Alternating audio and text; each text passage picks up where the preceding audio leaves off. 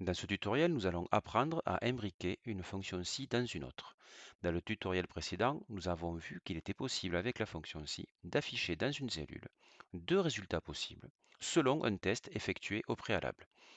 Dans l'exercice précédent, nous testions les notes des personnes.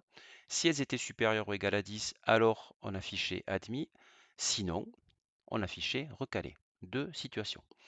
Dans ce cas-là, nous allons rajouter une situation possible, la situation de repêche. Donc nous aurons trois possibilités d'affichage dans la cellule. Admis pour les notes supérieures ou égales à 10, repêché pour les notes comprises entre 8 et 10, et recalé pour toutes les notes inférieures à 8. Trois situations possibles. C'est impossible de le faire avec une fonction si simple. Pour cela, nous allons être obligés d'imbriquer une fonction si dans une autre. C'est parti. Nous cliquons dans la cellule où on doit faire apparaître le résultat, égale si, double-clic sur si, et je bascule sur l'assistant fonction avec fx.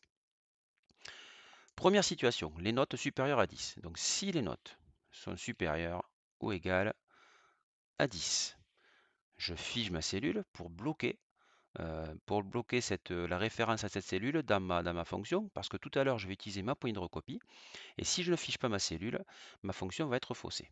Donc si mes notes sont supérieures ou égales à 10, alors qu'est-ce qui se passe? Eh bien, nous sommes admis.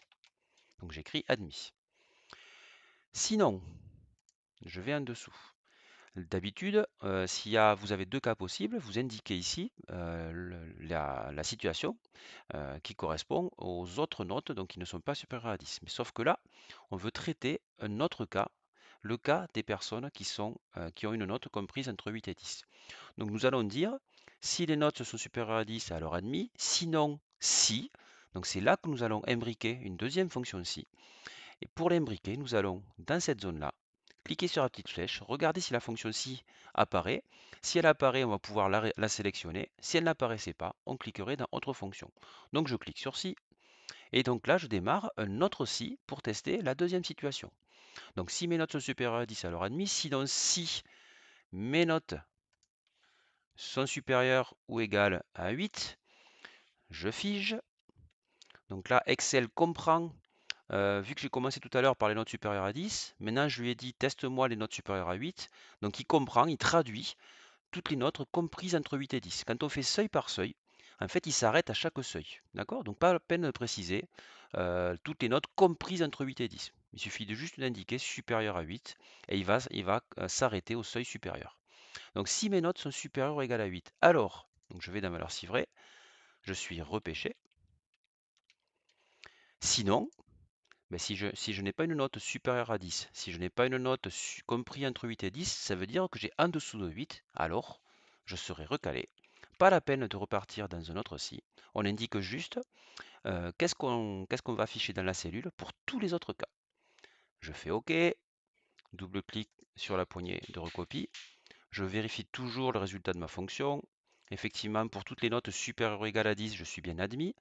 En dessous de 8, je suis recalé. Par contre, quand je suis compris entre 8 et 10, je suis bien repêché. Donc ma fonction marche. Si jamais vous avez fait une erreur que vous souhaitez modifier, vous allez sur la première cellule, vous allez sur FX, ça vous affiche à nouveau le déroulé de la fonction si. Vous voyez, on retrouve ici dans la barre de formule nos deux fonctions si. Et donc si je veux traiter l'une ou l'autre pour corriger, il suffit de cliquer dans la barre de formule sur la fonction si pour faire apparaître de l'assistant fonction le déroulé de celle-ci. Oui, si je clique sur l'autre, je vois l'autre fonction ci, etc. D'accord? Voilà, donc je clique sur OK. La fonction ci imbriquée dans un si nous permet donc d'afficher trois résultats possibles dans une cellule. Et on pourrait potentiellement imbriquer plein de fonctions si en fonction des besoins, les unes dans les autres, il n'y a pas de limite. Voilà, je vous remercie.